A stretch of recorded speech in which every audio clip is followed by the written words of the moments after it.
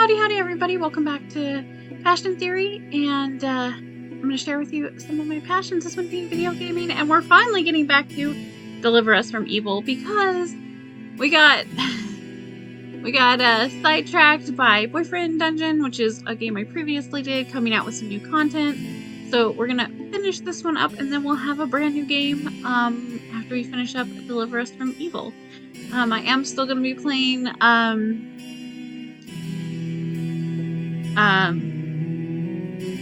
Genshin Impact. That just got put on the back burner to get these two games finished up.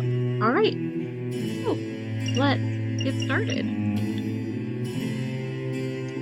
Let's see. This would be... Alright. So, where is this? I look around, confusion hitting me like a spray of cold water. This is heaven, right? I don't understand how I can be here when I'm meant to be on Earth. I walk around trying to block any frantic thoughts as well as figure out what's going on. Something feels off, but I can't tell what it is. Maybe this like glowing red creepy light? I think it's not actually heaven. I hear a familiar voice behind me. After getting used to my human name, being addressed as Ariel is strange. Yet then I look down and notice I'm back to being an angel. I could swear I was on Earth with Michael. Are you alright, Ariel? Huh? Me? Michael chuckles, his voice much like music. Who else would I be talking to if not you? Right. Michael isn't helping my confusion.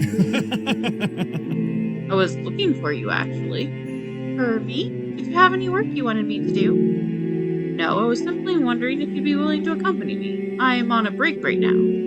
I also have a very important matter to discuss with you. Okay. I accept this offer with slight hesitation, unsure of what it will lead to. Let's go, Ariel.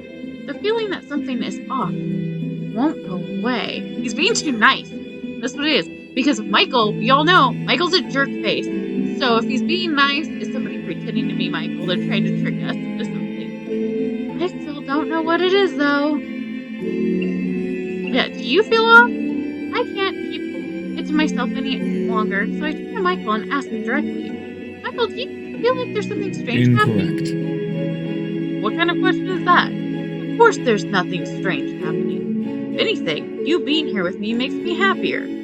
His response does nothing to remedy the uneasy feeling lodged in my heart. Even the way he's speaking is so unlike, because he's being nice. Because Michael's a jerk face. But I have nothing else to go on. I guess I'll go along with it for now. Like all the red glowy that's happening. We leave his office and wander to the hallways of heaven, which are deserted, except for our presence. It's the zombie apocalypse that happened in the thing. Suddenly, Michael pulls me in so that our chests are nearly touching, With one hand holding my own and the other around my waist, he glides across the marble halls. There's no music playing, but we move gracefully without a single misstep. Was he always this good at dancing? I don't think you've ever danced with him, Mother. I feel his body against me, feel his strong hand at my back, hear him chuckle as he guides me. My heart beats faster. I want to relish in his warmth just for a little while. There we go. It's not true. It's not true. Did you see it go like for a second? That Ariel is Michael actually screaming her name to wake her up. While we're dancing, he calls my name, bringing me out of my thoughts. There's something I want to tell you. It keeps jerking. It keeps like twitching. He stops dancing and stares at me. I feel both uneasy and elated under his golden gaze. Sunlight chooses that moment to land on Michael, breathing his golden hair in a natural halo. As if he wasn't already breathtaking enough. Yeah, it's a good thing he's hot because he is a jerk. I'm sorry, I'd rather go with the demon boy. I can't stand Michael. I'm entranced. We're so close that I can feel his breath, and his face is the only thing my eyes are willing to see. Instinctively, I raise my hand to caress him. I can't feel much warmth. What's going on? Michael leans into the palm of my hands. Ariel, I love you. On hearing this confession, my hand twitches and my expression falters. Michael seems to notice. Do you not feel the same? I trail off, as I can't bring myself to answer him. However beautiful he is, however much his words shook me, however much I wanted to return those words, something was off. It's not Michael. You will make me embarrassed if you continue staring so deeply, Ariel. That's because you... Just then, I see something in my periphery. The nearby tree that has a couple of withered leaves that were not present a moment ago. Not true. Everything darkens, grass and leaves wither further, and my surroundings fade until there's only Michael and me left in a black void. What's happening? When I turn to see Michael, he looks as though he had been injured. I see no visible injury, though. His expression makes me feel even more confused and madder unsettled. Michael? Yeah, her brain's like rejecting the illusion. I can only stare at him in horror as his figure starts to crumble, fading away like ash. Michael? Once I recover from my shock, I run as fast as I can over to him. But by the time I reach him, his body has already disappeared. Instead, I see a butterfly with crimson wings. Suddenly, all of the strange mannerisms I saw from Michael made sense. Have I been talking to that butterfly this entire time? The butterfly, as if teasing me, flutters around me before flying away. Wait! I try to chase after it, but it disappears into the void. Where did it go? Ariel! That's the real Michael. At that moment, I hear a voice call out to me. That voice? Michael, where are you? I gazed around frantically, trying to find the direction his voice came from. The voice calls out to me, this time louder and clearer. Up here! Up here! It's up here! See the shinies? Go there! Ariel! It's coming from above. I'm here, Michael! I reach out with outstretched fingers towards the sky. Darkness gives way to light, a light so blinding and strong that I'm forced to shield my eyes. Ooh, bright. There. Ugh. Are you awake? Yup. Michael must be with me as I come to. I hear his voice completely normal now. Caught by surprise, I shoot up, only to groan in pain the second I move. I stumble, shocked by how weak my body is, but thankfully Michael catches me in an instant. Ariel! I'm good. Thanks for catching me. Chill out, stop screaming. I feel so strong, so warm. I no longer feel any chills. I'm definitely no longer within a vision, or whatever just afflicted me. I look around and take in my surroundings. I'm no longer on the street, but I'm currently in Michael's apartment instead. Yeah, because it's blank and boring, just like Michael. He took care of me. Of course he did, because that's what he does. Because you guys have to, because you're angels. I smile and relax into Michael's soothing embrace. Seeing that I'm fine and appear to be regaining my strength, Michael breathes a long sigh of relief. I was worried that you might... Michael trails off, clearly not wanting to finish his sentence. Did he think I was going to die? He holds me a little tighter at the thought, but appears to be tripling. Whatever Michael witnessed as I was in the butterfly's vision had shaken him and worried him beyond belief. Are you okay? You look a little pale. That is just because I used a bit too much energy. Now he had to save us. I will be fine. I'm just glad that you are all right. You are all right. You will be fine. I will be fine. Man doesn't use contractions. They're not allowed. Did he use his energy to help awaken me?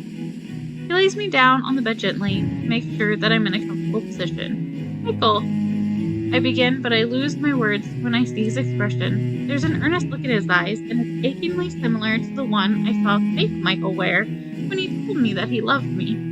My heart skips a beat, recalling that particular part of the vision and the way it made me feel. Despite my weakness, I lift my hand and bravely cup his cheek. He does it bravely. I feel the need to reach out to him, to touch him. He smiles warmly at me, and I feel his strong hand clasp my own. We don't move. I breathe him in, keeping time with the rise and fall of his chest. Very innocent angel love is happening. We We both seem overcome with emotion as we stare into each other's eyes. I realize I'm happier than I've ever been, and I dare wonder if there is more to this than just friendship. And it doesn't matter because you're angels, so as soon as you become angels again, you can't do anything about it. The way I feel about him feels so heightened, particularly now. Are you sure we can do this? I ask with such hesitation. Michael's glance shifts from my eyes to the way he is embracing me. You mean your hand on my cheek? Not that, I mean we're angels. And we have different ranks, too. Are we too different to be... Michael falls silent, considering mine and his words carefully. We are both on Earth. Huh? And while we are on Earth, we are like humans. So between us, what rank is there? Yeah, but when you're done with this, unless you're gonna just stay on Earth for, like, ever. Like, this is like a fleeting time that you're having on Earth. These angels get to have a fling, and then that's it. I feel my heart flutter at his words, uplifted that he sees no barrier between us together in And this even if moment. we weren't on Earth, I believe we can still transcend our ranks. Do you think so as well? Hearing Michael say that, hearing that he has faith that in what we share makes me euphoric. Yes! For a long time in heaven, I have double-guessed myself. After Michael's words, I no longer need to. He feels the same, and his faith in us empowers me too. Besides, honestly, she's a way better angel than Michael is. She's more compassionate, more caring. She likes to understand people and help people. She's willing to look at both sides of a situation and figure out the best solution. She's a healer. She's just all around a better angel. I hate Michael. Chuckling softly, Michael leans in. The distance between us closes, and my heart beats like a drum. That's cute. That's about all we're gonna get. Man has got a freaking, what are they called? The thing! I didn't know it was, like, all chopped off like that. Michael pushes my bangs out of the way and leans down to kiss my forehead. He kissed me. His lips are really soft. Loving warmth envelops me as his holy light wraps around my body, easing all the tension and worries I've accumulated on Earth. A blessing. May the future bring you favor in dire situations. You will surely be protected. I take this blessing with gratitude. To receive a blessing from Michael, nothing could make me happier. I know one thing that could probably make you happier, but I mean, I don't know if you guys are gonna do that. It speaks volumes about the way he really feels for me.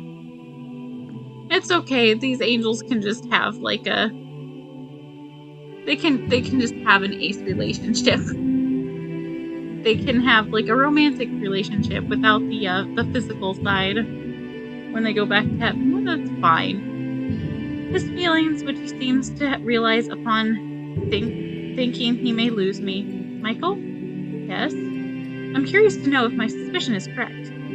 When did you realize how you felt? I smile at my own clumsy way of approaching the situation. Perhaps I've known for some time, but had it not been able to put a description to the feeling. Michael takes a deep breath and sighs.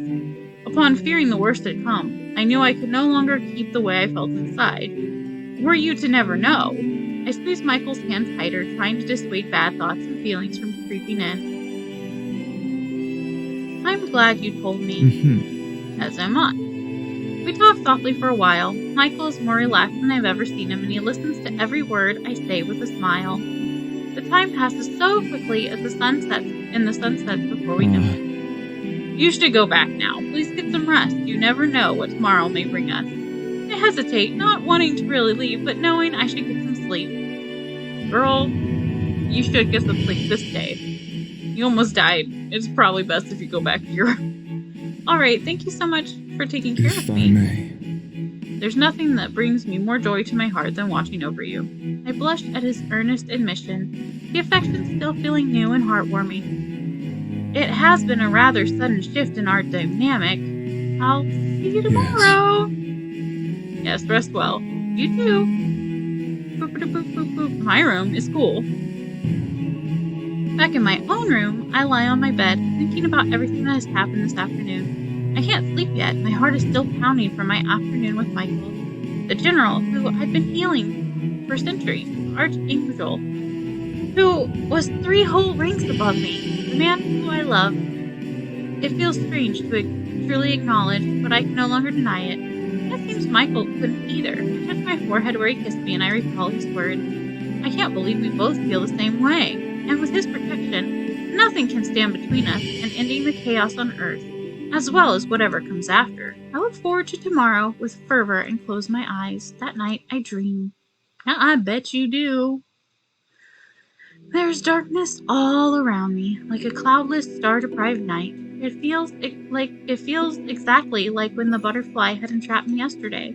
Feeling frustrated, I walk forward, hoping to find a path to escape this place. Then I see a butterfly. It hovers in front of me, beckoning. I reach out to touch its wing. Why would you touch it?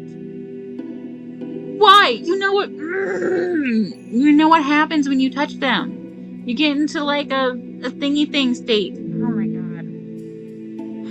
I reach out to touch its crimson wings, but it flits out of my reach and flies off. I need to chase after it. You are dreaming and you don't. A sense of anger and urgency fills my heart as I run after it. I need some answers. Eventually, the shadows fade away into the beautiful garden. I heave a sigh of relief, glad to be back somewhere recognizable. But the relief doesn't last long. The butterfly drifts towards the heart of the garden. The foreboding in my heart grows. I keep running until I finally catch up to it. When my fingertips touch its wing, it disappears. The sight that greets me afterward freezes me in place. No way! It's the cocoon of Nasty! A huge mangled cocoon shudders before me, pulsing with energy. I feel sick just looking at it. What is this? Am I having a nightmare? Whatever it is, it's dangerous. Oh, there's Princess. What's a nice girl like you doing in a place like this? Ace approaches me, his grin never leaving his face. Ace, what's going on? What's that thing behind you? Oh, it's not as scary as it looks. In fact, it's something you can help me with. Nothing about this looks nice. It makes my skin crawl. I can't help you with anything if I don't know what's happening, Ace. You have to tell me, please. This, my life work, my bag of hope. This bad boy fits so many butterflies inside. Butterflies? You can see them? My suspicions start rising as I think back to the bar and how the butterflies seem to hover around Ace. How Michael could not make out his aura. Before my horrified eyes, the butterflies, which had been moving around the cocoon, start pulsing in tune with it and sinking into its dark flesh. These ingenious little things help build the cocoon. Each one is made up of a base desire, a forbidden wish, since they are my specialty. Each wish makes the cocoon stronger. Won't you be so obliging as to give me one too? I don't understand. Why are you doing this? What do you get from them? Because heaven has been screwing with us for too long. All their rules, their stuck-up view of the world is holding everyone back. It's holding you back. Once this thing goes off, you'll be free to do whatever you want. Just make a wish. And you'll have your dream life here on Earth. My time on Earth has been some of the happiest moments of my life. The cafes and bars, going shopping, just learning about humans and trying new things. But none of that would have mattered if Michael wasn't there to share the experience with me. I think you're misunderstanding something. Misunderstanding? How so? I don't need to make any wishes. I'm happy already. Even if I'm not living on Earth, I know that I'll be happy. Oh, really? And how do you know that for sure, Princess? A certain figure pops into my mind, and I picture his warm smile that he shows only to me. Warmth fills my chest, and I can't stop the smile from tugging at my lips. I just know I have faith. For a second, Ace's eyes widen slightly, then his lips curl into a sly grin. Faith, huh? You wound me. His words give me an unsettled feeling. It doesn't sound too wounded to me. Just as the words leave his mouth, Ace is engulfed in a swarm of red wings. Loverboy. Say hi to Loverboy for me. I recoil in shock just as the dream starts to fade away. By the time I open my eyes, everything is dark and Ace is gone. Ugh, it's so hot in my room right now. I want to turn on the AC, but I'm recording. I sit up on my bed, breathing raggedly. It takes a while before I calm down, but no matter how much time passes, the dread never leaves my heart. There's no mistaking it. It's Ace we're after. Memories of time spent with Ace flash through my mind. In the time we spent together, he seemed so kind and open to my angelic nature, but clearly he had ulterior motives. Regardless, there's no excuse for what he's doing. I still feel like I'm missing something important. I replay the dream in my mind. The first thing I see is Ace, greeting me before the vile cocoon he was making. I hear him dramatically explain how the evil thing worked, but the scene is not complete. Behind him I see the garden is the same one where I first met him. I need to go there now. Go get Michael. Oh, good, you are. I was gonna say. My heart beating with urgency, I run to Michael's apartment and swing open the door. Michael, we have to... The man in question is sitting on the bed, reading a book. He is, of course, taken aback with my sudden entrance. We don't knock. Knocking, not for angels, because we know other angels aren't doing anything bad in there. So we just burst in. Ariel? Is everything okay? What's the matter? I'm glad Michael immediately picks up on my urgency and isn't annoyed that I rudely barged in. I can feel my heart rate escalate and my breathing become ragged once more. I've tried my best to soothe myself, but I'm still shaken up by the nightmare with Ace. Michael rests his book on the bedside table, standing and crossing the room in an instant. His large hands come to rest on my shoulders, drawing me closer to him to embrace me. His touch and presence, it instantly helps calm me down. I know Michael would help comfort me. Tell me, please, when you can. I take a deep breath and embrace the comfort of Michael's touch as he continues to hold me. I had a nightmare involving Ace. Oh. But in it, he revealed to me a cocoon, an amassing of the wishes, and it was in the garden where I first met him. I think we need to go there. I think it was more than just a dream. You believe the cocoon resides in the garden and was created by Ace? I do, and it was awful. He wanted me to go over to his side. He was trying to tempt me. I say that and choke up my words. I hope Michael knows my loyalty to heaven, to him, is unwavering. It was a dream, but I cannot promise a reality will not be just as dangerous.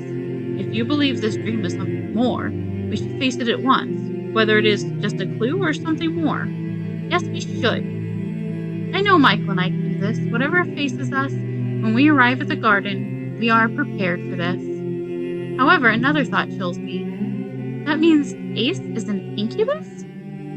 I don't need Michael's confirmation, but I wonder if he is apprehensive like I am. Indeed, a demon. A demon we have to face. Your nightmare has allowed us to know what we're heading into. We are prepared. We've got this. Michael takes a hold of my hand and gives it a squeeze. He seems calm, collected, and determined, but filled with reassurance and love. We have. Are you ready? Of course. Always. Let's go. With Michael's hand in my own, we dash to the garden as fast as humanly possible. And that's where we're going to leave it for today, everybody. I will see you next time. And remember to make room for